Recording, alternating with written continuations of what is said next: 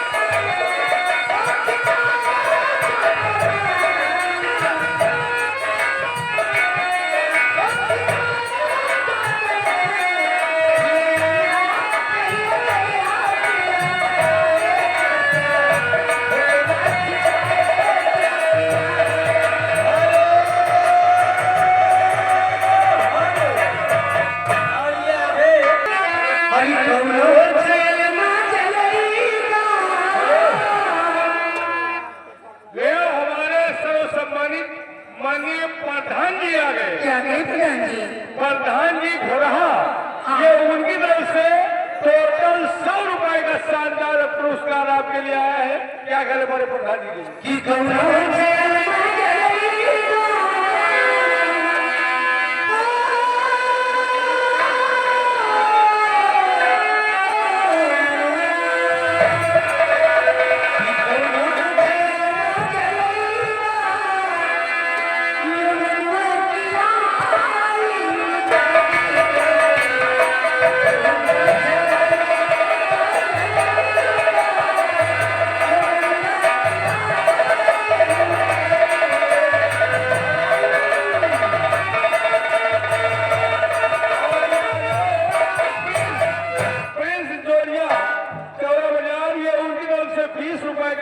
पुरस्कार बच्चे की तरफ से क्या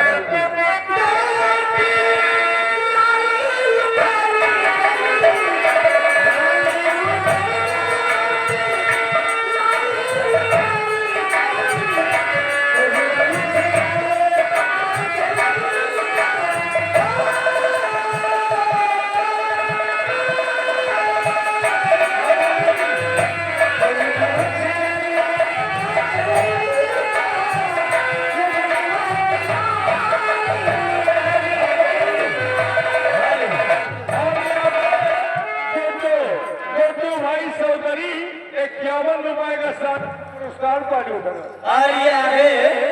सम्मानित रहमान खान चच्चा विधानसभा चंदेलिया निवासी और साथ में आगे दीपक पाल भंडार टीकर माफी ये दोनों साहिबानों की तरफ से आपके लिए खान चच्चा वही नहीं है।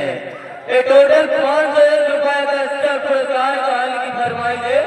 जो गाना चल रहा है गाना पूरा करने के बाद एक गाना सुना देना तोहरा खातिर देवे अपन जान।